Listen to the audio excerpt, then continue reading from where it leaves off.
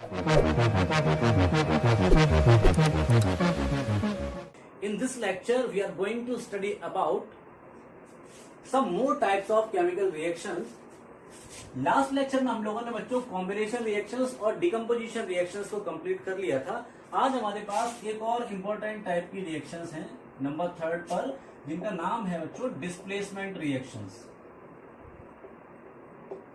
Displacement reaction, ठीक है।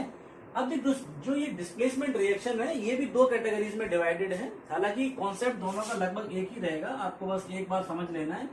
एक रिएक्शन कहलाती है मेटल डिस्प्लेसमेंट रिएक्शन,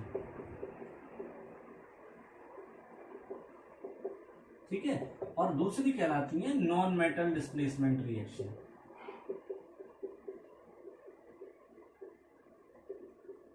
कॉन्सेप्ट एक ही है, अंतर इतना रहेगा कि एक रिएक्शन में मेटल्स पार्टिसिपेट करती है, दूसरे में नॉन मेटल्स करती है। बेसिक कॉन्सेप्ट क्या है डिस्प्लेसमेंट रिएक्शन का, वो जरा समझें। आप इस तरीके से समझें इसको कि मान लीजिए मेरे पास यहाँ पर एक बेंच पड़ी हुई है, ठीक है, और इस बेंच पर ये दो लोग बैठे हुए हैं, इसका नाम ए है और इसका नाम बी है, और इन दोनों की आपस में अच्छी दोस्ती है, ठीक है, और ये रेगुलरली यही बैठते हैं। अब क्या हुआ, एक दिन अचानक से एक कोई नया बंदा आया जिसका नाम था सी, और ये आके यहाँ इस बेंच के पास खड़ा हो गया और इनसे कहने लगा कि दोनों में से कोई एक यहाँ से हट जाओ। लेकिन क्या ये दोनों मान जाएंगे? ये तो साथ साथ बैठते हैं, दोस्त हैं पक्के, कोई भी यहाँ से नहीं हटना चाहता। अब होगा क्या, फिर यहाँ पे झगड़ा होगा बच्चों, है ना, कंपटीशन होगा, और वो कंपटीशन किसके बेस पे होगा? पावर के बेस पे। अब इन दोनों में अगर झगड़ा हो तो कौन जीतेगा? जिसके पास ज्यादा पावर हो। तो होगा क्या, ये जो सी आया है अलग से, अगर ये मान लो ए को हटाने की बात कहता है, ए से इसका झगड़ा होता है, तो अगर ये वाला जो सी वाला कह सकते हो व्यक्ति है, अगर ये ज्यादा पावरफुल हुआ तो ये ए को यहां से हटा देगा। अगर ये ज्यादा पावरफुल हुआ, ठीक है, अगर मैंने लिख दिया ये मोर पावरफुल, ये ज्यादा पावरफुल है ए के कंपैरिजन में, तो ये ए को यहां से हटा देगा और यहां पर खुद आ जाएगा।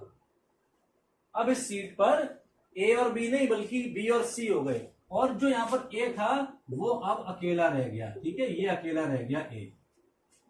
समझ में आ रही है? लेकिन अगर ये जो सी था ये कम पावरफुल होता तो ये ए को उसकी जगह से नहीं हटा पाता। समझ में आ रही बात? सेम यही हमारी केमिकल रिएक्शंस में भी होता है। एक फटाफट देखें, इसमें जो डिस्प्लेसमेंट रिएक्शंस हैं उनका बेसिक क्या है, मैं यहां पे लिख रहा हूं इन दीज रिएक्शंस, आप भी ये चीज नोट कर लें। In these reaction a more reactive metal, अभी मैं इसके रेफरेंस में बात कर रहा हूं, मेटल डिस्प्लेसमेंट रिएक्शन के। मोस्टली हमें इसी के बारे में पढ़ना होता है, हालांकि मैं ये भी आपको बता दूंगा, सेम है। In these reactions a more reactive metal displaces a less reactive metal from its solution। Basic concept क्या है, इन रिएक्शंस में एक ज्यादा रिएक्टिव मेटल एक कम रिएक्टिव मेटल को उसी के सॉल्यूशन से बाहर कर देती है, डिस्प्लेस कर देती है। जैसे मैं इसको वर्ड इक्वेशन के रूप में, मान लीजिए एक सिंबॉलिक इक्वेशन के रूप में लिखूं, जैसे मान लीजिए मेरे पास है metal A plus salt solution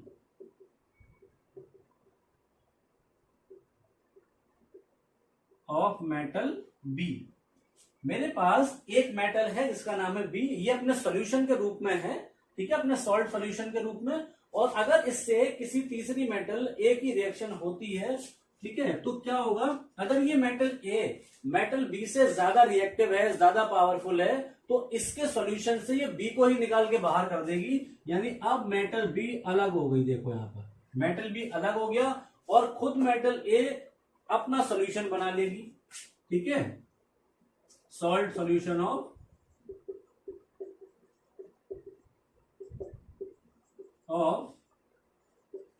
ये बिल्कुल वही बात हो गई बेटा कि किसी बाहर वाले व्यक्ति ने आके किसी व्यक्ति को उसी के घर से बाहर निकाल दिया और उसके घर में खुद रहने लगा। तो ऐसा कब पॉसिबल होता है? जब वो व्यक्ति ज्यादा ताकतवर हो, ज्यादा पावरफुल हो, ठीक है, वरना तो मार के भगा देगा, भाई मेरे घर से अगर कोई मुझे ही निकालने आएगा तो क्या मैं ऐसे ही मान जाऊंगा? अगर वो व्यक्ति मुझसे ज्यादा पावरफुल होगा तभी तो वो मुझे मेरे घर से निकाल पाएगा और मेरे घर में खुद रहने लगेगा। तो ये सॉल्यूशन मेटल बी का घर मान लीजिए आप, और मेटल ए इसको निकालने आ रहा है, तो मेटल ए ज्यादा पावरफुल होगा अगर मेटल बी से, तभी ये चीज पॉसिबल हो पाएगी। समझ में आ रही बात? एक इक्वेशन के साथ मैं बात समझाता हूं, एक बहुत इंपॉर्टेंट और काफी एग्जाम में आने वाली इक्वेशन है ये। मान लीजिए मेरे पास सॉल्यूशन है कॉपर सल्फेट का, ये इसका एग्जाम्पल है, कॉपर सल्फेट का एक्वस सॉल्यूशन है। तो बच्चों यहाँ पर मैंने लिखा था salt solution of metal B, यहाँ पर वो मेटल कौन है? कॉपर। कॉपर सल्फेट सॉल्यूशन मतलब ये कॉपर मेटल का सॉल्यूशन है बच्चों, जो कि ब्लू कलर का होता है। ये आप याद रखें, कॉपर के मोस्टली सॉल्यूशन ब्लू कलर के ही होते हैं, ठीक है। और अगर मैं इससे रिएक्शन करवा दूं आयरन की, आयरन क्या है? सॉलिड होता है, ठीक है। इसको आपने लैब में 9th क्लास में शायद करा भी होगा, और नहीं कराया तो 10th क्लास में आप करेंगे। एक एक्टिविटी रहती है ये, ठीक है। ये कॉपर सल्फेट मान लीजिए इसमें मैंने भर दिया एक बीकर में, ठीक है। CuSO4 सॉल्यूशन एक्वस है, जिसका कलर कैसा होता है? ब्लू होता है। अगर मैं इसमें एक आयरन की रॉड या आयरन नेल, जो लोहे की कील होती है, अगर वो मैं इसमें डाल दूं, मैंने लिख दिया यहाँ पर आयरन रॉड, तो थोड़ी देर बाद बच्चों क्या होता है, ये जो सॉल्यूशन है, ये सॉल्यूशन थोड़ी देर बाद ग्रीन हो जाता है, लाइट ग्रीन। और जो आयरन की रॉड थी, इसके ऊपर ब्राउन कलर की लेयर जम जाती है कॉपर की। ऐसा क्यों होता है जरा समझो। आयरन की रिएक्शन कॉपर सल्फेट से करवाई, आयरन एक मेटल है बच्चों, ठीक है, और कॉपर सल्फेट जो है अपने सॉल्यूशन के रूप में, कॉपर भी एक मेटल है। अब हम ये जानते हैं, नहीं जानते तो अभी आप जान जाएंगे कि कॉपर जो है, सॉरी जो आयरन है कॉपर से ज्यादा रिएक्टिव होता है, ज्यादा पावरफुल होता है। तो जो आयरन है वो कॉपर को उसके सॉल्यूशन से निकाल के बाहर कर देगा। कॉपर सल्फेट था, अब ये कॉपर अलग हो गया, और जो सल्फेट था वो किसके साथ जुड़ गया? आयरन के साथ। तो अब सॉल्यूशन किसका बन गया? फेरस सल्फेट का। और ये सॉल्यूशन कैसा होता है? ग्रीन होता है। तो अब समझ में आया आपके? यहां पर क्या हुआ था, जैसी आयरन की रॉड इसमें डाली, कॉपर सल्फेट और आयरन की रिएक्शन हुई, आयरन ने क्या करा, इस सॉल्यूशन से कॉपर को बाहर निकाल दिया। तो कॉपर बाहर निकलकर इस रॉड पे डिपॉजिट होता जा रहा है, ठीक है। कॉपर यहां से बाहर निकलकर इस रॉड पे डिपॉजिट होता जा रहा है, और आयरन इस रॉड से निकल कर कहां चलता जा रहा है? वो कहां जाता जा रहा है? सॉल्यूशन में जाता जा रहा है। और अब ये सॉल्यूशन धीरे धीरे कॉपर सल्फेट से बदलकर किसका बन गया? फेरस सल्फेट का, जो कि ग्रीन होता है। तो ये बहुत बढ़िया एग्जांपल है डिस्प्लेसमेंट रिएक्शन का। समझ रहे हैं ना? डिस्प्लेसमेंट रिएक्शंस को समझना बहुत ही आसान है। सिर्फ ये समझ लें कि एक ज्यादा पावरफुल मेटल एक कम पावरफुल मेटल को उसी के सॉल्यूशन से निकाल के बाहर कर देती है। सिंपल है। बस इसमें समस्या ये है कि आपको मेटल्स कैसे पता चलेंगी कि कौन सी मेटल ज्यादा पावरफुल है, कौन सी कम। मान लीजिए अगर यही रिएक्शन में उल्टी लिख देता, यहां पर लिखा होता FeSO4 plus copper, copper ferrous sulphate से रिएक्शन करता, तो बच्चे क्या करते हैं? रट लेते हैं। उन्होंने क्या देखा कि CuSO4 और Fe, तो क्या करते हैं? Cu को यहां से हटाना है, Fe लगा देना है, FeSO4 कॉपर अलग कर देना है।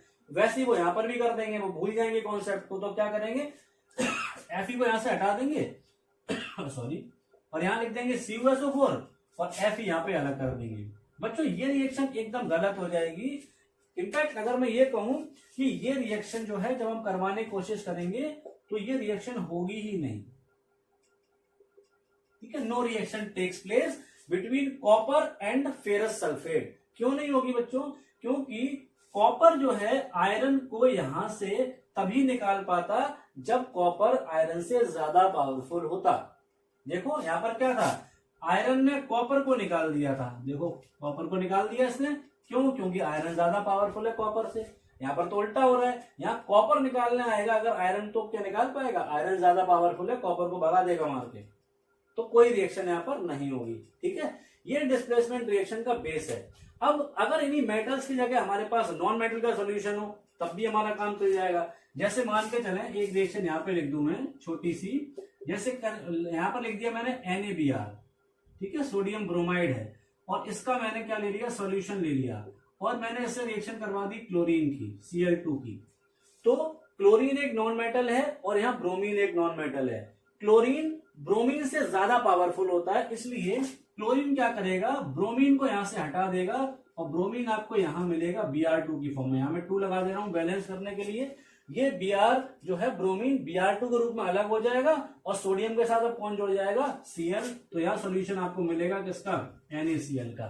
तो ये क्या हो गया, ये नॉन मेटल डिस्प्लेसमेंट हो गया। बात वही है, ज्यादा रिएक्टिव मेटल या नॉन मेटल, कम रिएक्टिव मेटल या नॉन मेटल को उसी के सॉल्यूशन से डिस्प्लेस कर देगी, सिंपल सी बात है। अब यहां पर जो इंपॉर्टेंट बात है वो लिखाने जा रहा हूं आपको, फटाफट पहले तो आप इसको नोट कर लें या स्क्रीनशॉट ले लें, और फिर मैं आपको वो चीज बताऊंगा जिससे आपको ये पता चलेगा कि कौन सी मेटल किस मेटल को डिस्प्लेस कर पाएगी या नहीं कर पाएगी। ठीक है, कर लीजिए।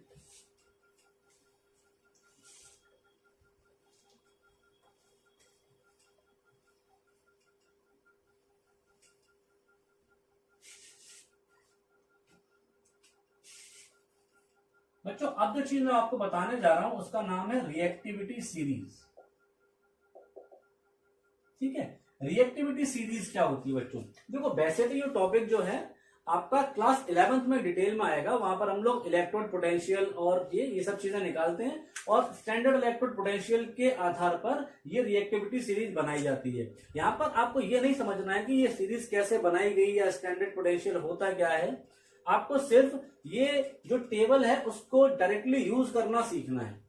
अब ये टेबल मुझे 2 चैप्टर्स में आपको पढ़ानी है, एक तो इस चैप्टर में पढ़ाऊंगा मैं और थर्ड चैप्टर में फिर से पढ़ानी है। थर्ड चैप्टर हमारा कौन सा है, मेटल्स एंड नॉन मेटल्स। वहां पर ये टेबल मैं थोड़ी आपको एक्सपेंड करके सिखाऊंगा, लेकिन इस वाले चैप्टर में क्योंकि ये स्टार्टिंग का चैप्टर है तो बहुत लेंथी नहीं बनवाऊंगा, मैं उस टेबल को थोड़ा छोटा करके बनवा रहा हूं, यानी कुछ मेटल्स मैं उसमें से कम कर लूंगा और वो मेटल्स फिर मैं आपको थर्ड चैप्टर में दोबारा से बता दूंगा। ठीक है, वहां पर ये टेबल पूरी हो जाएगी। तो लगभग 70% आप अभी सीखेंगे और 30% बचेगा वो थर्ड चैप्टर में सीख लेंगे, क्योंकि अभी फिर ज्यादा आपके लिए थोड़ा सा मुश्किल हो जाएगा इसको सीखना।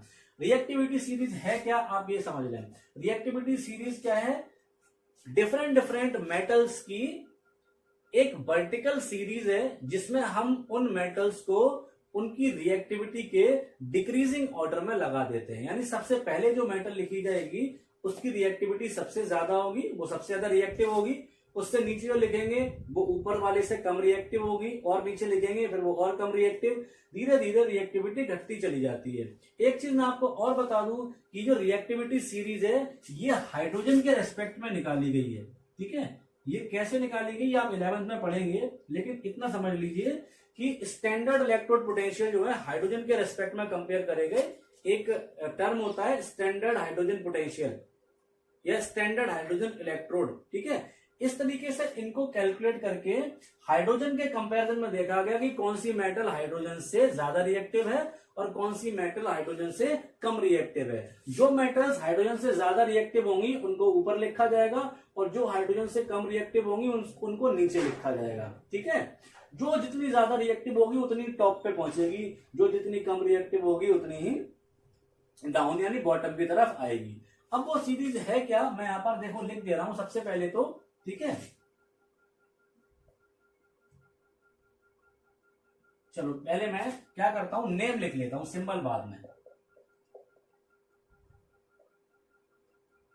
यहां सिंबल लिख रहा हूं, potassium, sodium, calcium,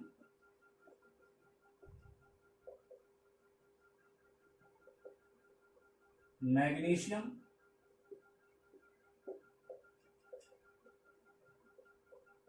aluminium, zinc, iron,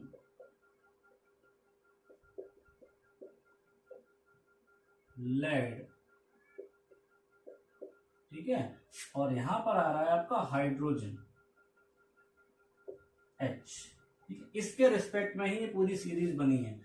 तो ऊपर की जो मेटल्स हैं ये सब हाइड्रोजन से ज्यादा रिएक्टिव हैं, जो जितना ऊपर उतना ही ज्यादा रिएक्टिव। नीचे कौन कौन बचता है, एक तो बचता है copper Cu,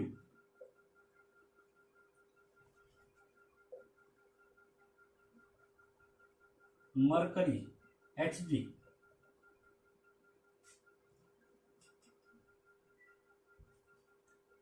silver Ag, platinum gold, platinum,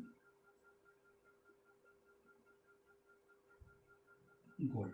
ठीक है, अब इसको यूज करना कैसे है वो मैं अभी आपको बताऊंगा। सबसे पहले एक नजर डाल लो इस पर। देखो ये जो टेबल है मैंने एज इट इज एनसीईआरटी वाली जो टेबल है वो आपके सामने लिखी हुई है।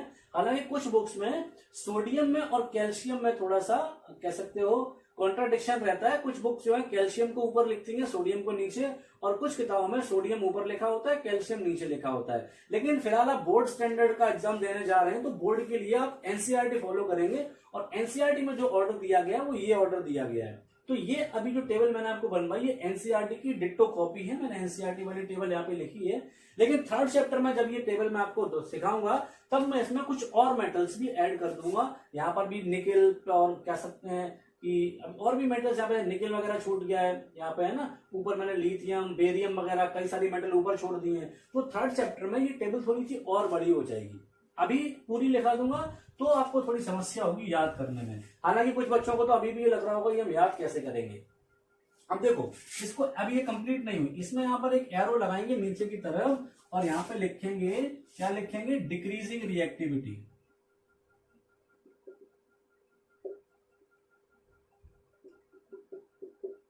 रिएक्टिविटी डिक्रीज हो रही है। अब समझ लो जैसे सोडियम है तो सोडियम अपने से नीचे वाली हर मेटल से ज्यादा रिएक्टिव है।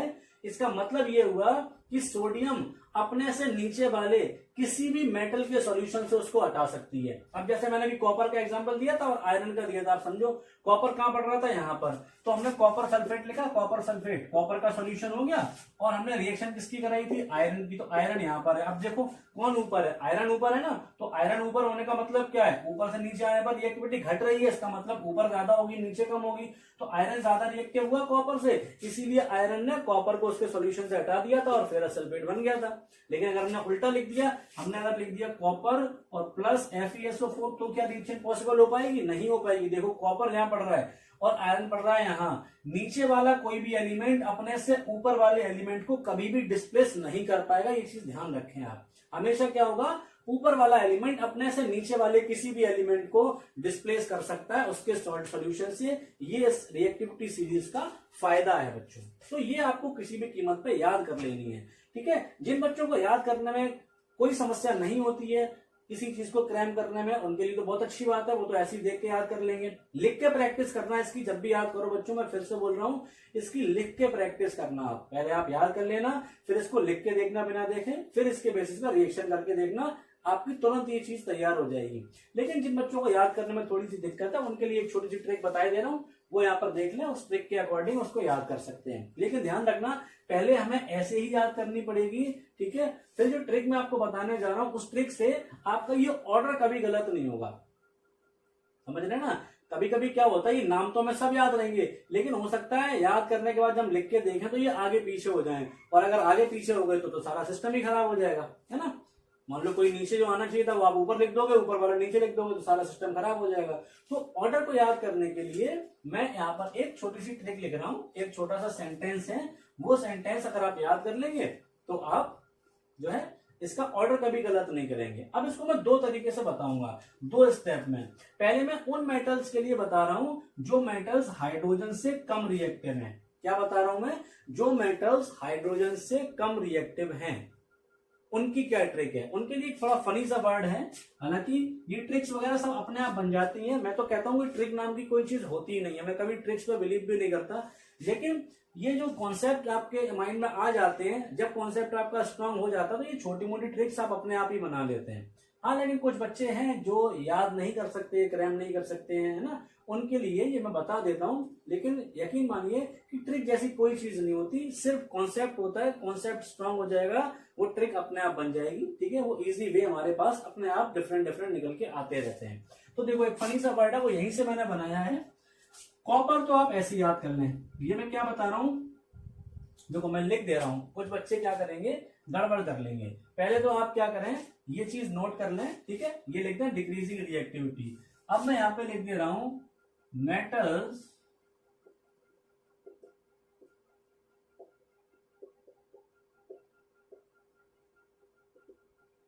which are less reactive than hydrogen.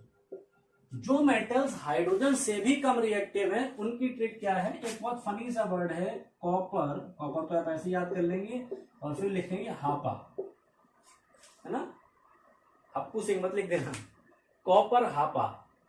अब कॉपर हापा एक काफी फनी सा वर्ड है, एक दो बार बोलोगे दिमाग में चढ़ जाएगा कॉपर हापा। कॉपर हापा क्या होता है भाई? कॉपर हापा, कॉपर तो अपने आप में एक मेटल है। अब ये हापा क्या है? हापा में जो फर्स्ट एच है इसका मतलब होता है Hg, और Hg का मतलब होता है मरकरी, है ना। दूसरा जो ए है इसका मतलब होता है Ag, इसका क्या मतलब? Ag का मतलब सिल्वर, ठीक है। इसके बाद जो P है, P का जो सिंबल है मान लिया मैंने Pt यानी कि प्लेटिनम, और लास्ट वाला A है इसका मतलब हो गया Au। ये आप याद कर लेंगे। कॉपर हापा याद कर लिया आपने तो आपको हाइड्रोजन से कम रिएक्टिव जो मेटल्स हैं याद हो गई। तो देखो इतनी सीरीज आपको याद हो गई, कॉपर हापा हाइड्रोजन से नीचे की। अब हाइड्रोजन तो आपका आ ही गया यहाँ पर, देखो ये हाइड्रोजन हो गया। अब इससे नीचे क्या आएगा आपको पता है, कॉपर हापा आएगा। तो पहले कॉपर लिखो फिर हापा याद करो, Hg फिर Ag फिर प्लेटिनम फिर गोल्ड। लेकिन सिंबल बच्चों याद कर लेना, तभी काम आएगा। सिंबल नहीं याद कर पाए तो गड़बड़ कर लोगे, ठीक है। और एक चीज ध्यान रखना, ये जो मेटल्स हैं कॉपर से भी जो कम रिएक्टिव हैं इनको पैसिव मेटल्स कहा जाता है। ये आपको अगले चैप्टर में बहुत काम आएंगी, पैसिव मेटल्स, ठीक है। एक्टिव पैसिव इंग्लिश में आपने पढ़े होंगे, लेकिन यहाँ पर भी एक्टिव पैसिव होते हैं यानी मेटल्स में। तो ये ध्यान रखना कि कॉपर से कम रिएक्टिव जितनी भी मेटल्स हैं उनको हम क्या बोलते हैं? पैसिव मेटल्स बोलते हैं। ये अगले वाले चैप्टर में काफी काम आएगा। और कॉपर से ऊपर जितनी भी मेटल्स हैं वो सब एक्टिव मेटल्स कहलाती हैं। सॉरी, हाइड्रोजन से ऊपर जितनी मेटल्स हैं, ये हाइड्रोजन है बीच में, एक ब्रिज का काम कर रहा है, इससे नीचे पैसिव मेटल्स और इससे ऊपर एक्टिव मेटल्स, ठीक है। तो पैसिव मेटल्स की ट्रिक ये हो गई कॉपर हापा। और अब एक्टिव मेटल्स की ट्रिक क्या है वो मैं इधर लिख रहा हूं, इसको भी आप नोट कर लेंगे और फिर याद करने की कोशिश करेंगे। उधर ही लिख रहा हूं बच्चों, ठीक है। आप इसको पहले नोट कर लो, क्योंकि वो जो ट्रिक है इस नाम से नहीं बल्कि सिंबल से ही बनेगी। तो सिंबल के पास लिखूंगा तो ज्यादा सही लगेगा, ठीक है। तो उसको आप नोट कर लो वीडियो को पॉज करके। ये एरो में इधर बना दे रहा हूं, डिक्रीजिंग रिएक्टिविटी। अब मैं यहां पर लिख रहा हूं वो ट्रिक, देखो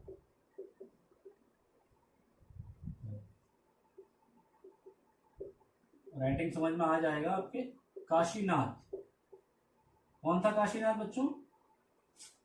जानते हैं? मूवीज नहीं देखते हो? पुरानी मूवीज में बेटा सनी देओल की मूवी थी ना, उसमें काशीनाथ बना हुआ था। कातिया वाली मूवी सबने देखी होगी।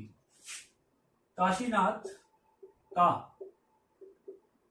माली आलू जरा फीके पकाता है, ठीक है। ये सेंटेंस आपको याद कर लेना है। काशीनाथ का माली आलू जरा फीके पकाता है। अब सीधी सी बात है, माली का काम कोई खाना पकाना थोड़ी ना होता है।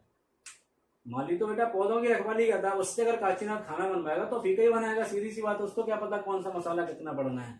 तो वही चीज आप याद रखें कि काशीनाथ का माली आलू जरा फीके पकाता है। नमक मिर्च वगैरह कम डालता होगा बेचारा, उसे क्या पता, वो तो माली है ना। अब इससे क्या फायदा हुआ, ये तो पहले तो आप ऐसे याद करेंगे टेबल को बिना ट्रिक से, ठीक है। ये सारी चीजें आप याद कर लेंगे, उसके बाद ये ट्रिक याद करेंगे तो इससे आपका ऑर्डर गलत नहीं होगा। तो काशी देखो के से आपको मिल रहा है काशी, नाथ यानी Na, फिर का आ रहा है, ठीक है, कैल्शियम आएगा। फिर माली एम मिल रहा है Mg से। ये छोटी छोटी ट्रिक्स हैं। आलू मतलब Al, जरा यानी Z मिल रहा है, ठीक है, जिंक से। फीके मतलब Fe मिल रहा है, आयरन। पकाता है मतलब Pb मिल रहा है, और है का मतलब हाइड्रोजन। तो इस ट्रिक से आप क्या कर सकते हो, रिएक्टिविटी सीरीज को लर्न कर सकते हो और इसका यूज कर सकते हो बड़े आराम से, ठीक है। इसको मैं इरेज कर दे रहा हूं। अब आप ये ऊपर वाली जो ट्रिक हो गई, काशीनाथ का माली आलू जरा फीके पकाता है, ये एक्टिव मेटल्स है, हाइड्रोजन से ऊपर वाली, ठीक है, हाइड्रोजन से ज्यादा रिएक्टिव वाली। और कॉपर हापा जो ट्रिक थी वो थी पैसिव मेटल्स को याद करने की, यानी हाइड्रोजन से जो कम रिएक्टिव मेटल्स हैं उनको याद करने की, ठीक है। तो चलते हैं अब एक दो और एग्जांपल देख लेते हैं हम इसके, ठीक है। रिएक्टिविटी सीरीज अब आप लिख लीजिए अपने पास। और स्टार्टिंग में जो प्रैक्टिस करेंगे हम इक्वेशंस की या रिएक्शंस की, वो आप देख के कर सकते हैं, लेकिन कुछ समय बाद आपको ये याद हो जानी चाहिए, तभी आपका काम चलेगा। देखो एक दो रिएक्शन में और ले रहा हूं, ठीक है, डिस्प्लेसमेंट रिएक्शन के एक दो और एग्जांपल ले रहा हूं। और वही एग्जांपल ले रहा हूं जो अक्सर आपके एग्जाम में आते रहते हैं। जैसे मान लीजिए मैंने कॉपर सल्फेट सॉल्यूशन के रूप में लिया यहाँ पर और इसकी रिएक्शन करवा दी जिंक से। तो मैंने बताया था ये ब्लू होता है, जिंक सॉलिड है। इसकी रिएक्शन अगर मैं करवा रहा हूं तो सबसे पहले तो ये डिसाइड करो रिएक्शन होगी या नहीं होगी। रिएक्शन तभी हो सकती है जब ये वाली मेटल इस मेटल से ज्यादा रिएक्टिव हो। तो आप पता है आपको कि कॉपर से नीचे तो वही चार आती हैं हापा, मरकरी, सिल्वर, प्लेटिनम, गोल्ड, उनमें से तो कुछ है नहीं, तो इसका मतलब ऊपर ही होगी। ऊपर होगी तो इसका मतलब क्या है, Zn कॉपर को यहां से हटा देगी, कॉपर चला जाएगा अलग सॉलिड, और जो सॉल्यूशन था वो किसका बन जाएगा, जिंक सल्फेट का। ठीक है, जिंक सल्फेट का सॉल्यूशन कलरलेस होता है बच्चों। पिछली बार फेरस सल्फेट बन रहा था वो ग्रीन होता है, ये सॉल्यूशन कैसा होता है, कलरलेस होता है। ठीक है, ये भी एक एग्जांपल हो गया किसका, डिस्प्लेसमेंट रिएक्शन का। और भी एग्जांपल्स हैं इसके, जैसे मान लीजिए आप सोच रहे हैं बेचारे कॉपर को ही सब लोग अलग करे दे रहे हैं, कॉपर किसी को अलग नहीं कर पाएगा क्या, कर पाएगा बेटा। कॉपर से भी कम रिएक्टिव अगर कुछ है, जैसे मान लीजिए मेरे पास सिल्वर नाइट्रेट का सॉल्यूशन है। सिल्वर नाइट्रेट सॉल्यूशन कैसा होता है, कलरलेस होता है। ठीक है, और सिल्वर नाइट्रेट सॉल्यूशन से अगर मैंने कॉपर की रिएक्शन करवा दी तो कॉपर, अब देखो सिल्वर को तो आराम से हटा लेगा क्योंकि सिल्वर कौन से में आ रहा है, हापा वाली कैटेगरी में आ रहा है, कॉपर हापा। Copper, mercury, silver, platinum, gold. Silver copper से कम रिएक्टिव है, या यूं कह लो कि कॉपर सिल्वर से ज्यादा रिएक्टिव है, तो कॉपर सिल्वर को यहां से हटा देगा और सिल्वर रह जाएगा यहाँ अकेला, और सॉल्यूशन में खुद चला जाएगा और सॉल्यूशन बनेगा कॉपर नाइट्रेट का। बस यहाँ पर ऑक्सीडेशन नंबर या वैलेंसी का ध्यान रखना है, वोल्ट वाइज ये फॉर्मूला बनेगा कॉपर नाइट्रेट। और ये जो कॉपर नाइट्रेट सॉल्यूशन है ये कैसा होता है, ब्लैक कलर का होता है बच्चों। तो यहां पर आपने देखा कि कॉपर भी किसी मेटल को डिस्प्लेस कर सकता है। ठीक है, शर्त क्या है कि वो मेटल कॉपर से कम रिएक्टिव होनी चाहिए, और कॉपर से कम रिएक्टिव तो वही 3-4 मेटल्स हैं जो आपको याद है, कॉपर, हापा। तो अब मेरे ख्याल से डिस्प्लेसमेंट रिएक्शंस आपको समझ में आ गई होंगी। अब कोई भी रिएक्शन आपके सामने लिखी है, अगर वो डिस्प्लेसमेंट रिएक्शन की कैटेगरी में आ रही तो आप तुरंत समझ जाएंगे। जैसे मान लीजिए मैंने ये लिखा Mg प्लस CuSO4, आप तुरंत समझ जाएंगे कि यहाँ पर क्या बनने वाला है, MgSO4 और Cu। कैसे बना, Mg ने Cu को हटा दिया क्योंकि Mg ज्यादा पावरफुल है, Mg ज्यादा रिएक्टिव है Cu से, और Cu अकेला रह गया। ठीक, और आपको साथ ही साथ ये भी बच्चों ध्यान रखना है कि अगर मान लीजिए हमारे पास कोई सॉल्यूशन लिखा हुआ है FeSO4 और मैंने यहाँ पर रिएक्शन करवा दी मान लीजिए कॉपर की, तो ये आपका कॉपर सॉलिड हो गया, ये एक्वस सॉल्यूशन जो कि ग्रीन कलर का होता है। और अगर ये रिएक्शन दे दी गई, क्योंकि एग्जाम में एक क्वेश्चन आता है कि कंप्लीट द रिएक्शन, या फिर ऐसे करके आके क्वेश्चन मार्क लगा देगा कि क्या बनेगा, तो जरूरी नहीं कि हर रिएक्शन में कुछ ना कुछ बन ही जाए, रिएक्शन हो ही जाए। आप ध्यान से देखें कि कॉपर फेरस सल्फेट के सॉल्यूशन से क्या रिएक्शन कर पाएगा, क्या कॉपर आयरन से ज्यादा रिएक्टिव है जो इसको यहां से हटा पाए, नहीं। कॉपर से कम रिएक्टिव तो सिर्फ कौन सी मेटल्स थी, मरकरी, सिल्वर, प्लेटिनम, गोल्ड, उनमें से तो ये है नहीं। यानी कॉपर कभी इसको हटा ही नहीं पाएगा आयरन को, इसका मतलब ये रिएक्शन प्रोसीड ही नहीं करेगी। तो हम आगे आंसर में क्या लिख कर आएंगे, नो रिएक्शन। समझ आ रही बात, नो रिएक्शन, यहां पर हम लोग नो रिएक्शन लिख कर आएंगे। इस टाइप की कोई रिएक्शन नहीं होगी जहां पर एक लेस रिएक्टिव मेटल एक मोर रिएक्टिव मेटल को हटाने की कोशिश कर रही हो। तो ये सारे एग्जांपल आपके मेटल डिस्प्लेसमेंट रिएक्शन के थे, इनको आप याद रखेंगे। ठीक है, और नोट कर लेना है इसको, वीडियो को पॉज करके। और नॉन मेटल डिस्प्लेसमेंट रिएक्शन भी ऐसे ही होती हैं, उसकी भी मैं आपको छोटी सी सीरीज लिखवा दे रहा हूं, reactivity series of non metal. ये बहुत छोटी सी है, कुछ नॉन मेटल्स ही हमने इसमें इन्वॉल्व करी है जो आपके काम आएंगी। Reactivity series of non metals, कौन, FONClBr। ये तो बहुत छोटी सी है, बिना ट्रिक के याद कर सकते हैं। FONClBr, fluorine, oxygen, nitrogen, chlorine, bromine और आयोडीन। मोस्टली आपको अपनी केमिकल रिएक्शंस में यही नॉन मेटल्स मिलेंगी जो नॉन मेटल डिस्प्लेसमेंट रिएक्शन के रेफरेंस में आपसे क्वेश्चन पूछा जाएगा। जैसे एग्जांपल के तौर पर अगर मैं बात करूं, मेरे सामने अगर लिखा हो Ki, पोटेशियम आयोडाइड का एक्वस सॉल्यूशन, और इससे रिएक्शन करानी हो मुझे ब्रोमीन की, Br2 की, तो आप देखो ये नॉन मेटल का सॉल्यूशन है, Ki आयोडीन का सॉल्यूशन है पोटेशियम के साथ, और रिएक्शन कराना चाहता हूं ब्रोमीन की। तो सीधी सी बात है, ये जो रिएक्टिविटी सीरीज लिखी हुई है इसमें डिक्रीजिंग रिएक्टिविटी मैंने दिखाई है यहाँ पर, डिक्रीजिंग रिएक्टिविटी। तो आप खुद समझ जाओ कि आयोडीन और ब्रोमीन में से कौन ज्यादा रिएक्टिव है। आप इधर से इधर जाने पर रिएक्टिविटी कम हो रही है, इसका मतलब सबसे कम आयोडीन की होगी ना, और उससे ज्यादा किसकी होगी, ब्रोमीन की। तो आप खुद समझो ब्रोमीन की जब ज्यादा है रिएक्टिविटी, तो क्या ब्रोमीन इस आयोडीन को यहां से हटा नहीं पाएगा, बिल्कुल हटा देगा। यहाँ पर ये आयोडीन की फॉर्म में आ जाएगा I2, ठीक है, और पोटेशियम के साथ कौन आ जाएगा, ब्रोमीन, ठीक है। तो ये रिएक्शन बन जाएगी 2KBr प्लस I2। आप सोच रहे होंगे मैं ये I2 Br2 क्यों लिख रहा हूं। ये बच्चों आप याद रखो कि जितनी भी हैलोजेंस हैं वो सब डाई एटॉमिक मॉलिक्यूल्स के रूप में पाई जाती हैं, ठीक है। चाहे हम Cl लिखें वो भी Cl2 की फॉर्म में मिलेगी आपको डाई एटॉमिक मॉलिक्यूल के रूप में, चाहे मैं फ्लोरीन लिखूं, चाहे मैं ब्रोमीन लिखूं, चाहे मैं आयोडीन लिखूं, ठीक है। इसी तरह ऑक्सीजन है, इसी तरह नाइट्रोजन है, ये सब डाई एटॉमिक मॉलिक्यूल्स के रूप में पाई जाती है, इसीलिए मैं यहाँ पर Br2 और I2 इस तरह से लिख रहा हूं, ठीक है कि नहीं। तो ये आपको नॉन मेटल डिस्प्लेसमेंट रिएक्शन और मेटल डिस्प्लेसमेंट रिएक्शन जो है अब अच्छे से आ जानी चाहिए। अब इसके एग्जाम्पल तो बच्चों बहुत सारे हैं, अपनी बुक से भी थोड़ा सा सेल्फ स्टडी करेंगे।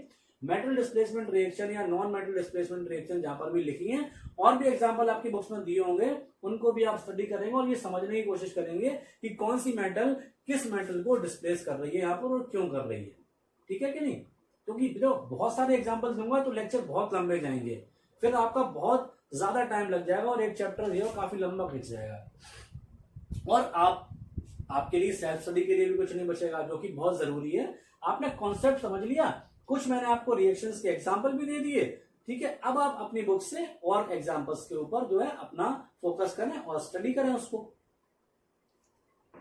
चलिए एक एग्जाम्पल मैं आपको और दे दे रहा हूं डिस्प्लेसमेंट रिएक्शन का, आप उसको भी देख लें। और बच्चों वो रिएक्शन जो ऐसी रिएक्शन है वो जो आपको लगभग मैं कह सकता हूं कि 99% श्योर है कि वो आपके एग्जाम में आती ही आती है, और ये आप हर चैप्टर में पढ़ेंगे। आप फर्स्ट चैप्टर में भी पढ़ रहे हैं, सेकंड में भी पढ़ेंगे, थर्ड में भी पढ़ेंगे, ठीक है। वो रिएक्शन क्या है जरा देखें ध्यान से। डिस्प्लेसमेंट का ही टाइप है। अगर हमारे पास Fe2O3 है, ठीक है, इसका नाम है फेरिक ऑक्साइड। बस यहाँ पर ध्यान रखेंगे कि ये सॉल्यूशन की फॉर्म में नहीं होगा, ठीक है। इसमें हम रिएक्शन करवाएंगे एल्यूमिनियम मेटल की। इस रिएक्शन को बहुत ध्यान से देख लो। Fe2O3 फेरिक ऑक्साइड है और इसकी रिएक्शन किससे करा रहे हैं, एल्यूमिनियम मेटल से। ये सॉलिड रूप में होगा, ये भी कैसा होगा, सॉलिड होगा, ठीक है। इनिशियली क्या कराना पड़ता है, थोड़ी सी हीट इनको देनी पड़ेगी हमको इनिशिएशन कराने के लिए, थोड़ा सा इनको इग्नाइट करना पड़ेगा, जलाना पड़ेगा। लेकिन जब एक बार रिएक्शन स्टार्ट हो जाएगी तब क्या होगा, जो एल्यूमिनियम है वो आयरन से ज्यादा रिएक्टिव। आप अपनी सीरीज में देखो, मैंने क्या ट्रिक बताई थी आपको कि काशीनाथ का माली आलू जरा फीके, आलू मतलब एल्यूमिनियम, फिर जरा फीके, उसके बाद कहीं Fe आ रहा है, तो Fe कम रिएक्टिव है एल्यूमिनियम से। इसका मतलब क्या होगा कि एल्यूमिनियम जो है वो आयरन को यहां से हटा देगी और आयरन आ जाएगा यहाँ, अलग हो जाएगा। और ये जो ऑक्साइड अभी आयरन का था अब बन जाएगा एल्यूमिनियम का, और एल्यूमिनियम का ऑक्साइड क्या होता है, Al2O3, ठीक है, ये बन जाएगा बच्चों। और इंपॉर्टेंट बात क्या है कि ये जो रिएक्शन आपने देखी, ये रिएक्शन हाईली एक्सोथर्मिक होती है, हाईली एक्सोथर्मिक। इतनी ज्यादा एक्सोथर्मिक होती है, इसमें इतनी हीट निकलती है कि जो इस रिएक्शन में आयरन बन रहा है वो आयरन उस हीट से मेल्ट हो जाता है, और मेल्ट होने के बाद ये जो है आयरन हमें मोल्टन स्टेट में मिलता है। समझ लीजिए, एक सॉलिड दूसरा सॉलिड, दोनों को पास पास लाए, थोड़ा सा इग्निशन किया, थोड़ी सी हीट दी, रिएक्शन जैसी स्टार्ट होगी, फिर उस रिएक्शन में इतनी ज्यादा हीट निकलेगी कि जो प्रोडक्ट है वो मेल्ट हो जाएंगे, जो आयरन है हमारा मेल्ट हो जाएगा, मोल्टन स्टेट में मिलेगा, ठीक है। और इस रिएक्शन को बेटा नाम दिया जाता है एल्यूमिनोथर्मी रिएक्शन।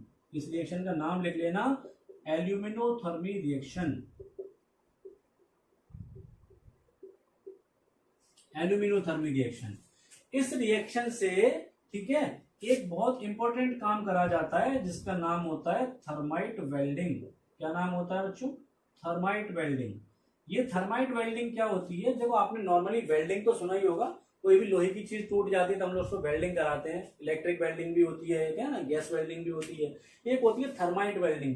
ये थर्माइट वेल्डिंग कहाँ पे काम आती है? जहां पर मान लीजिए रेलवे के ट्रैक्स आपने देखे होंगे, ठीक है, ये क्वेश्चन भी बोर्ड एग्जाम में कई बार आता है। जैसे ये रेलवे की ट्रैक्स हैं और यहाँ पर मान लीजिए ये रेलवे ट्रैक जो है टूट गया है, ये पटरी है रेल की और यहाँ पे ये टूट गया, या मान लीजिए कि हम बना रहे हैं नई लाइन और एक ट्रैक को दूसरे ट्रैक से जोड़ना है, तो आप यहाँ इससे और इसको जब जोड़ोगे, दोनों सॉलिड हैं, तो कितना भी अच्छे से जोड़ लो, इसके बीच में थोड़ा बहुत गैप रह जाएगा, एयर रह जाएगी, जो आप फिल नहीं कर पाओगे और उससे मजबूती जो है कम रहेगी। तो करते क्या है, ऐसी यहाँ पर इस चीज में वेल्डिंग करने के लिए थर्माइट रिएक्शन का या एल्यूमिनोथर्मी रिएक्शन का यूज करा जाता है। यहीं पर लाके एल्यूमिनियम को और आयरन ऑक्साइड को यहाँ पे रख दिया जाता है, इस जॉइंट पर हीट करा जाएगा, दोनों रिएक्शन करेंगे और उन दोनों की रिएक्शन से जो आयरन बनेगा मोल्टन स्टेट में, पिघली हुई अवस्था में, वो मेल्ट होने वाला या मोल्टन वाली स्टेट का जो आयरन है वो इसमें भर जाएगा अपने आप, ठीक है, इस पूरी स्पेस को कवर कर लेगा मोल्टन आयरन, पिघला हुआ लोहा, और थोड़ी देर बाद जब ठंडा हो जाएगा तो ये चीज आपस में क्या हो जाएगी, जुड़ जाएगी। इस टाइप की पूरी प्रोसेस को क्या कहते हैं, थर्माइट वेल्डिंग। लिख मैं इसलिए नहीं रहा हूं पूरा कि आप थोड़ी सी बुक भी पढ़ें, आप अपनी बुक उठा के देखेंगे तो वहां पर ये आपको रिएक्शन मिलेगी, एल्यूमिनोथर्मी रिएक्शन या थर्माइट वेल्डिंग। देखो रिएक्शन का नाम है एल्यूमिनोथर्मी और थर्माइट वेल्डिंग उसका एप्लीकेशन है, उसका यूज है, रेलवे ट्रैक्स को जोड़ने के लिए यूज कराया जाता है ये प्रोसेस। इस प्रोसेस में रिएक्शन कौन सी काम आती है, एल्यूमिनोथर्मी रिएक्शन, जो कि यहां पे लिखी हुई है। समझ आ रही बात? चलिए, मेटलर्जी में भी रिएक्शन काम आती है आयरन का एक्सट्रैक्शन कराने के लिए। मान लो ये आयरन का एक ओर है हमारे पास और इससे हमें प्योर आयरन बनाना है, तो हमने इसकी एल्यूमिनियम से रिएक्शन करा दी, ऑक्सीजन जुड़ गया एल्यूमिनियम के साथ, आयरन अकेला, प्योर आयरन मिल गया, बाद में इसकी रिफाइनिंग कर लेंगे, हमारा काम चल जाएगा। तो इन रिएक्शंस के बहुत एप्लीकेशंस हैं, वो भी हम लोग धीरे धीरे करके समझते रहेंगे। अगले टाइप की रिएक्शंस में लिख रहा हूं double displacement reactions.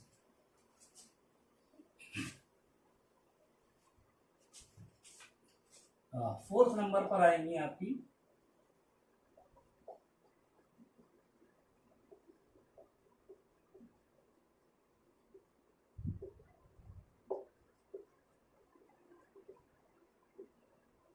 Double displacement reaction. तो बच्चों क्या होगा, इसमें दो डिफरेंट क्या होते हैं, सॉल्यूशंस होते हैं आयनिक कंपाउंड्स के, और वो दोनों सॉल्यूशंस आपस में रिएक्शन करके अपने अपने आयंस को एक्सचेंज कर लेते हैं, अपने अपने आयंस को एक्सचेंज कर लेते हैं। अभी मैं आपको इसका एक एग्जांपल दूंगा और उस एग्जांपल को देखकर आप समझ जाएंगे, कोई नए टाइप का रिएक्शन नहीं है, बहुत आसान है, इसमें बस आयन एक्सचेंज हो जाता है, इसीलिए इसको हम कभी कभी आयन एक्सचेंज रिएक्शन भी कह देते हैं।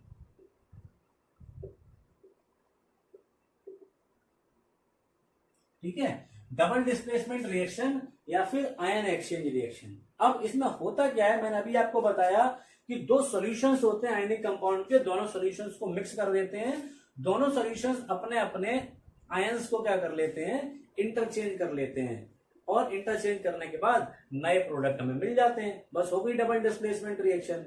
ठीक है, इसको लिख लो जरा, ठीक है, इसकी डेफिनेशन लिखा दे रहा हूं, those reaction in which different atoms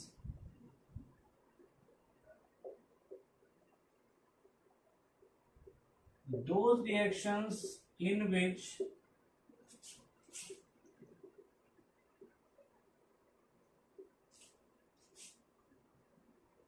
different atoms or group of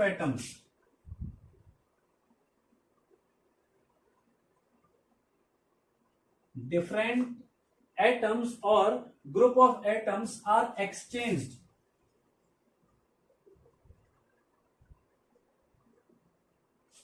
are called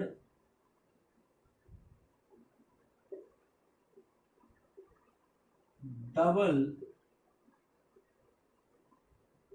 displacement reactions. ठीक है, ऐसी रिएक्शंस जिनमें डिफरेंट एटम्स या ग्रुप ऑफ एटम्स जो है वो एक्सचेंज हो जाते हैं, वो डबल डिस्प्लेसमेंट रिएक्शंस कहलाती है, आयन एक्सचेंज रिएक्शंस कहलाती हैं। एक एग्जांपल से ये बात बता रहा हूं, जैसे मान लीजिए मेरे पास बेरियम क्लोराइड का सॉल्यूशन होता और साथ ही मेरे पास सोडियम सल्फेट का सॉल्यूशन होता।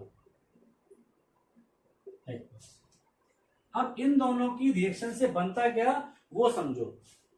बेरियम क्लोराइड कलरलेस सॉल्यूशन होता है और सोडियम सल्फेट भी कलरलेस सोल्यूशन होता है। ये मैं लिख रहा हूं बेरियम क्लोराइड, और ये है आपका सोडियम सल्फेट। बच्चों देखो जैसे जैसे चैप्टर आगे चलता जाएगा चीजें थोड़ी थोड़ी कॉम्प्लिकेटेड होती जाएंगी। आप थोड़े से बड़े क्लास में आ गए, 9th में नहीं रहे, और केमिस्ट्री की स्टार्टिंग है, इसलिए भी थोड़ी सी चीजें आपको डिफिकल्ट लग सकती हैं, लेकिन एक्चुअल में डिफिकल्ट कुछ भी नहीं है। बस आपको थोड़ी सी एक्स्ट्रा मेहनत की जरूरत है, थोड़ा सा आप लेबर करेंगे तो ये सारी चीज समझ में आएगी। लेकिन थोड़ी बहुत प्रॉब्लम जो है वो लाजमी है, उससे आप घबराएंगे नहीं। ये नाम वगैरह और फॉर्मूले वगैरह तो आपको याद करने पड़ेंगे, और फिर धीरे धीरे हमें इनकी हैबिट भी हो जाएगी। बेरियम क्लोराइड, अब देखो इसको मैं तोड़ रहा हूं, मैंने कहा था बैलेंसी वाला चैप्टर 9th का आप कंप्लीट करना। जो बेरियम क्लोराइड है इसमें अगर देखा जाए तो कौन कौन से आयन है, Ba+2 और Cl-, तभी तो ये फॉर्मूला बना होगा। देखो कैसे फॉर्मूला बनाते थे 9th में, Ba+2 और Cl-, इसका क्रॉस कर देते थे, इसकी वैलेंसी Cl के नीचे पहुंच जाती थी 2 आ गया, और यहाँ की वैलेंसी Ba के नीचे आती थी 1, तो 1 लिखा नहीं जाता, इसलिए BaCl2 फॉर्मूला बना। तो ये इन आयन से मिलकर बना हुआ है। सिमिलरली जो सोडियम सल्फेट है वो Na+ और SO4-2 इन आयन से मिलकर बना हुआ है। इसकी वैलेंसी देखो यहां आ जाएगी तो Na2 आएगा, और ये 1 सल्फेट के नीचे कुछ भी नहीं लिखा जाएगा, तो SO4 का SO4 ही रहेगा। अब यहाँ पे मैंने बताया कि ये वाले क्या करते हैं इन रिएक्शंस में, ये जो आयनिक कंपाउंड सॉल्यूशन के रूप में दिए गए हैं, ये अपने एटम्स या ग्रुप ऑफ एटम्स को चेंज कर लेते हैं। तो देखो कैसे मैं बता रहा हूं, जैसे ये जो बेरियम है आपका, जो क्लोरीन या क्लोराइड के साइड शायद अभी दिख रहा है, ये पहुंच जाएगा किसके साथ, सल्फेट के साथ, और जो सोडियम अभी सल्फेट के साथ दिख रहा है वो कहां आ जाएगा, क्लोराइड के साथ। अब बनेगा क्या वो देखो, Na+ और Cl-, दोनों की बैलेंसी सेम है, इसलिए सबस्क्रिप्ट में कुछ भी नहीं लिखा जाएगा, और हमारे पास फॉर्मूला क्या बन जाएगा, डायरेक्टली NaCl+। अब देखो बेरियम कहां पहुंचा, सल्फेट के पास, तो बेरियम के ऊपर क्या है चार्ज, +2, और सल्फेट क्या है, SO4-2, दोनों पे ही चार्ज इक्वल है, ठीक है, 2 और 2 दोनों की बैलेंसी सेम है, तो कुछ भी नहीं लिखा जाएगा, इसलिए इसका भी सीधा सीधा फॉर्मूला क्या बन जाएगा, BaSO4, बेरियम सल्फेट। और ये जो बेरियम सल्फेट होता है ये क्या है, एक प्रेसिपिटेट है, मैंने डाउनवर्ड्स एरो बनाया है, इसका मतलब क्या है, प्रेसिपिटेट, और इसका कलर कैसा होता है, व्हाइट। तो डबल डिस्प्लेसमेंट हो गया। कैसे डबल डिस्प्लेसमेंट हो गया कि भाई बेरियम ने सोडियम सल्फेट से सोडियम को डिस्प्लेस किया, देखो बेरियम ने सोडियम सल्फेट से सोडियम को डिस्प्लेस किया और खुद जुड़ गया, क्या बना लिया, बेरियम सल्फेट। एक बार तो ये डिस्प्लेसमेंट हुआ, दूसरा डिस्प्लेसमेंट किसने किया, सोडियम ने बेरियम क्लोराइड से बेरियम को भी तो डिस्प्लेस कर दिया और खुद का क्लोराइड बना लिया, इसीलिए इसको क्या बोल रहे हैं, डबल डिस्प्लेसमेंट। और चूंकि आयंस एक्सचेंज हो गए इसीलिए इसको क्या बोल रहे हैं, आयन एक्सचेंज रिएक्शन। क्लियर है? एक और इसका एग्जांपल दे रहा हूं, आप बात समझना है इसके। एक अगला एग्जांपल दे रहा हूं सिल्वर नाइट्रेट और NaCl का। सिल्वर नाइट्रेट AgNO3 एक्वस और NaCl एक्वस, ठीक है, इसका एग्जांपल मैं दे रहा हूं, सेम है। देखो इसमें क्या होगा, Ag+ और NO3-, ये आयंस होंगे, इधर आपके पास Na+ और Cl- होंगे। आप इसके कैटाइन को इसके एनाइन के साथ जोड़ दें, तो Ag किसके साथ जुड़ जाएगा, Cl के साथ, दोनों की बैलेंसी 1 है, तो कोई समस्या नहीं आएगी, आप डायरेक्ट AgCl लिख सकते हैं, ठीक है। सिल्वर क्लोराइड, व्हाइट कलर का, ये भी प्रेसिपिटेट होता है। और सोडियम को किसके साथ लिख सकते हैं आप, नाइट्रेट के साथ, दोनों की बैलेंसी सेम है, तो आप क्या लिख सकते हैं, NaNO3, ये एक एक्वस सॉल्यूशन है, और ये है प्रेसिपिटेट जिसका कलर क्या है, व्हाइट। समझ रहे बात, बहुत आसान है बच्चों, सिर्फ आयंस तो ये एक्सचेंज हो रहे हैं। देखो इसका कैटाइन इसके एनाइन के साथ चला गया और इसका कैटाइन इसके एनाइन के साथ चला गया, आपस में बदल गए बस, ठीक है, बदल गए। और एक चीज ध्यान से समझ लो आप, डबल डिस्प्लेसमेंट रिएक्शन के बाद जो अगला टाइप था प्रेसिपिटेशन रिएक्शंस, वो मैं अभी नहीं कराऊंगा आपको, क्योंकि उसको कराने की कोई नीड नहीं है, वो कोई नए रिएक्शन का टाइप नहीं है बच्चों। किसी भी टाइप की रिएक्शन अगर प्रेसिपिटेट बन जाता है तो वो ही एग्जांपल हो जाता है प्रेसिपिटेशन का। जैसे ये रिएक्शन लिखी है, इसमें भी प्रेसिपिटेट बना, तो ये भी प्रेसिपिटेशन रिएक्शन का ही एग्जांपल है। ऊपर रिएक्शन लिखी है, इसमें भी प्रेसिपिटेट बन रहा है, तो ये भी एक एग्जांपल हो गया प्रेसिपिटेशन रिएक्शन का। तो अलग से पढ़ने की कोई नीड नहीं है, वो कोई डिफरेंट टाइप नहीं है रिएक्शन का, सिर्फ इसलिए अलग टाइप बना दिया कि प्रेसिपिटेट बन रहा है। तो किसी भी टाइप की रिएक्शन में अगर प्रेसिपिटेट बन रहा है तो वो रिएक्शन कहलाएगी प्रेसिपिटेशन रिएक्शन। ठीक है, जैसे ये दोनों भी प्रेसिपिटेशन का ही एग्जाम्पल है। एक और एग्जाम्पल आप देखें, आयरन सल्फाइड और H2SO4 का। आयरन सल्फाइड और H2SO4,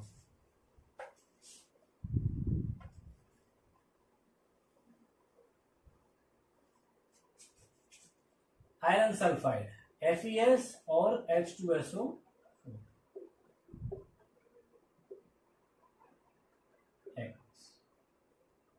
कैसे? Fe जो है +2 और S -2, दोनों की वैलेंसी सेम थी, इसीलिए फॉर्मूला ये बना था। इधर H2SO4 में क्या होगा, H+ और SO4 -2, इसीलिए ये 2 कहां गया था, H के नीचे, इसलिए H2 आया होगा यहाँ पर, और 1 आया होगा सल्फेट के नीचे, इसलिए यहाँ पे कुछ नहीं लिखा हुआ है। हमें क्या करना है, आइंस बदल देना है। यहाँ पर जो Fe दिखाई पड़ रहा है अभी सल्फाइड के साथ दिख रहा है, आप इसको इसके साथ भेज दो, सल्फेट के साथ। जब सल्फेट के साथ भेज दोगे तो बचेगा आपके पास FeSO4, दोनों की बैलेंसी सेम है, फॉर्मूला बन जाएगा, कोई दिक्कत नहीं है। लेकिन यहां पर देखो, S जाएगा H के साथ, H की बैलेंसी 1 है, S की बैलेंसी -2 है, क्रॉस करोगे तो ये 2 कहां पर आएगा, H के नीचे, और 1 जाएगा इसके नीचे। इसका मतलब यहां पर 2 और यहां पर 1 लिखा नहीं आता, छोड़ दो, ये हटा दो, क्या फॉर्मूला बन गया, H2S। हो गई रिएक्शन। ये भी आपका क्या हो गया, डबल डिस्प्लेसमेंट रिएक्शन का एक टाइप हो गया। तो रिएक्शंस बहुत ही आसान है, बस आपको कॉन्सेप्ट दिमाग में डाल के चलना पड़ेगा। ठीक है, इतनी रिएक्शंस देख लो। और भी रिएक्शन, एक दो एग्जांपल और बता दे रहा हूं, जैसे कॉपर सल्फेट का और सोडियम और अमोनियम हाइड्रोक्साइड की रिएक्शन देख लो। कॉपर सल्फेट एक्वस जो कि ब्लू होता है, और अमोनियम हाइड्रोक्साइड NH4OH ये भी एक्वस जो कि कलरलेस होता है ये कलरलेस होता है। अब इन दोनों की रिएक्शन जब आप कराओगे तो देखो, फिर से मैं इसको तोड़ रहा हूं, ब्रेक कर रहा हूं। कॉपर +2 और सल्फेट -2, ये आप याद रखो, सल्फेट की वैलेंसी -2 होती है। -2 यहां है तो इस पर +2 बचेगा ही बचेगा। सिमिलरली आप इधर देखें, जो NH4 है इसके ऊपर प्लस चार्ज रहेगा और OH के ऊपर क्या रहेगा, माइनस रहेगा। ये धीरे धीरे आप सीख जाएंगे। बच्चे परेशान हो रहे हो, ये सर कैसे ब्रेक कर दे रहे हैं, ये आप सीख जाएंगे, थोड़े समय में ही प्रैक्टिस करेंगे तो सीख जाएंगे। कॉपर, इसका कैटाइन पड़ोसी के एनाइन के साथ ट्रांसफर कर दो, तो कॉपर के ऊपर 2 है, यहां OH है, तो डायरेक्टली हम ये नहीं लिख सकते कि CuOH। कॉपर के ऊपर जो 2 था वो OH के नीचे जाएगा और इसीलिए बनेगा CuOH, यानी कॉपर हाइड्रोक्साइड। कॉपर हाइड्रोक्साइड जो है वो एक ब्लैक प्रेसिपिटेट होगा, ब्लैक PPT। और ये आपका जो NH4 है ये कहां जाएगा, सल्फेट के साथ, यहां 1 है और यहां 2 है, तो डायरेक्ट फॉर्मूला नहीं बनेगा। NH4 के नीचे आएगा 2 और सल्फेट ऐसे ही लिखा जाएगा। ठीक है, ये आपका एक्वस सॉल्यूशन के रूप में ही रहेगा। ये 1 मिनट आप ध्यान दें, ये तो आपका क्या है, एक्वस सॉल्यूशन के रूप में ये कलरलेस रहेगा। ये वाला जो आपको दिख रहा है कॉपर हाइड्रोक्साइड, ये ब्लैक नहीं होगा, आप इसको चेंज कर लें, ये ब्लूइश व्हाइट प्रेसिपिटेट बनता है, ब्लूइश व्हाइट। ठीक है, ये ब्लूइश व्हाइट प्रेसिपिटेट बनेगा। तो ये आपके सामने कुछ मैंने डबल डिस्प्लेसमेंट रिएक्शंस के एग्जांपल दिए। ठीक है, अच्छा, अभी मैंने आपको जो डिस्प्लेसमेंट रिएक्शंस पढ़ा रहा था, तब एक दो रिएक्शंस मेरे दिमाग में और आ रही है जो शायद आपको जान लेनी चाहिए, तो पहले आप इसको नोट कर लें। डबल डिस्प्लेसमेंट को मैं यहाँ पर ही खत्म कर रहा हूँ, हालांकि और भी रिएक्शन इसकी हो सकती हैं, ठीक है, लेकिन मैं यहाँ पर अभी इसको फिनिश कर रहा हूँ। आप और भी रिएक्शन इसकी अपनी बुक से पढ़ सकते हैं, अगर कोई समस्या आती है तो आप उससे पूछ सकते हैं। लेकिन डिस्प्लेसमेंट वाली कैटेगरी में मैं एक दो रिएक्शन और आपको बताना चाह रहा हूँ। ये 4 ही रिएक्शन मैं आज के लेक्चर में रखूंगा।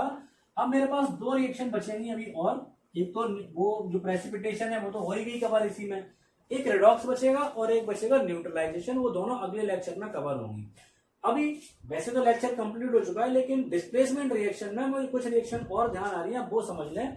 जैसे मान लो मेरे पास बच्चों कोई एसिड है, जैसे H2SO4 है, ये डाइल्यूट है, डाइल्यूट एसिड। अगर मुझे किसी मेटल की डाइल्यूट एसिड से रिएक्शन करानी होती है, ठीक है, जैसे जिंक है, मैं आपको करा चुका हूं ये reaction, zinc plus dilute sulphuric acid, तो ये रिएक्शन आप जानते हैं कि कैसे होती है कि जिंक सल्फेट बन जाता है और H2 गैस अलग हो जाती है। अब जरा गौर करिए, ये रिएक्शन भी तो एक डिस्प्लेसमेंट रिएक्शन ही है। देखो क्या हुआ है, जिंक ने हाइड्रोजन को उसके सॉल्यूशन से अलग करके यहां भेज दिया। हालांकि वहां पर हम लोग मेटल डिस्प्लेसमेंट रिएक्शन जब पढ़ते थे तो एक मेटल दूसरी मेटल को ही डिस्प्लेस करती थी। नॉन मेटल डिस्प्लेसमेंट में क्या होता था, एक नॉन मेटल दूसरी नॉन मेटल को डिस्प्लेस करती थी। बस यहां पर क्या हो रहा है कि एक मेटल एक नॉन मेटल को डिस्प्लेस कर रही है। तो यहां पर आप एक नोट लिख लें, वो नोट क्या है कि reaction of metals with dilute acids are also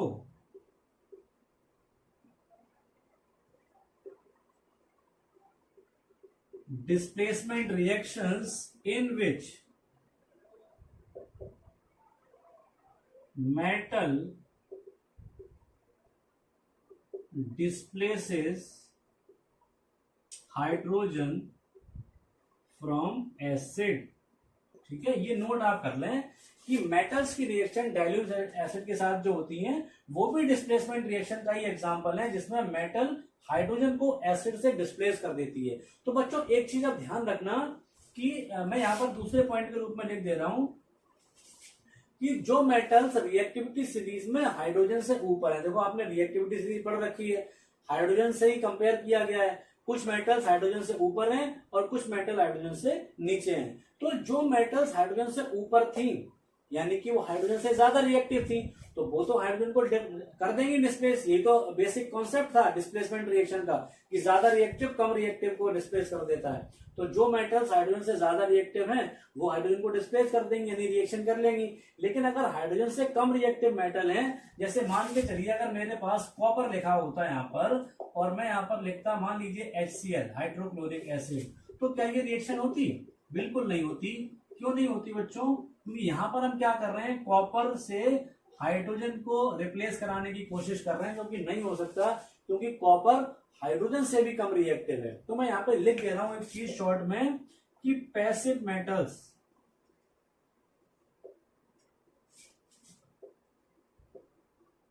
do not displace hydrogen from acid, hence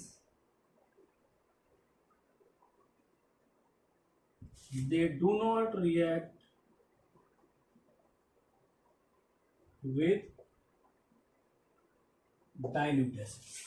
ठीक है, आप ध्यान रखेंगे जब भी कोई मेटल, मैंने आपको पिछले लेक्चर में भी शायद बताया था कि जब भी कोई मेटल एसिड के साथ रिएक्शन करती है तो हाइड्रोजन गैस निकलती है और मेटल सॉल्ट बनता है। हाइड्रोजन गैस तभी निकलेगी जब वो मेटल एसिड से हाइड्रोजन को डिस्प्लेस कर देगी। वो डिस्प्लेस किया हुआ हाइड्रोजन गैस के रूप में ही बाहर आता है। लेकिन बच्चों ऐसा नहीं है कि हर मेटल ये काम कर पाएगी। हाइड्रोजन को डिस्प्लेस कराना है, किसी व्यक्ति को उसके घर से बाहर निकालना है, उसका मतलब उससे ज्यादा पावरफुल होना जरूरी है। तो सिर्फ वही मेटल ये काम कर पाएंगी जो हाइड्रोजन से ज्यादा रिएक्टिव है, यानी जो एक्टिव मेटल्स हैं। तो एक्टिव मेटल्स एसिड से हाइड्रोजन को डिस्प्लेस कर देती है हाइड्रोजन गैस के रूप में, जबकि पैसिव मेटल्स जो हाइड्रोजन से कम रिएक्टिव हैं वो कभी हाइड्रोजन को एसिड से डिस्प्लेस नहीं कर पाएंगी, इसीलिए वो डाइल्यूट एसिड से रिएक्शन नहीं करती, इसीलिए वो हाइड्रोजन गैस रिवॉल्व या इवॉल्व नहीं करा पाती। क्लियर है इतनी चीज? ठीक है, अब मिलेंगे हम लोग अगले वाले लेक्चर में दो और रिएक्शंस के साथ, रेडॉक्स रिएक्शंस और न्यूट्रलाइजेशन रिएक्शंस। न्यूट्रलाइजेशन रिएक्शंस के ऊपर तो आपका अगला पूरा चैप्टर ही है, एसिड बेस एंड सॉल्ट। हाँ, रेडॉक्स रिएक्शन में थोड़ा सा डिटेल में बताऊंगा क्योंकि रेडॉक्स रिएक्शंस काफी इंपॉर्टेंट है, नई रिएक्शन है आपके लिए एकदम, और अगले क्लास का बिल्कुल बेस है। अगले क्लास में आपको बहुत ज्यादा कह सकते हैं रेडॉक्स रिएक्शंस को पढ़ना है। ठीक है, तब तक आप लोग ये सारी चीजें रिवाइज कर लीजिए, रिएक्टिविटी सीरीज याद कर लीजिए। मिलते हैं हम लोग अगले लेक्चर में, तब तक घर पे रहिए, सुरक्षित रहिए और पढ़ते रहिए। Thank you.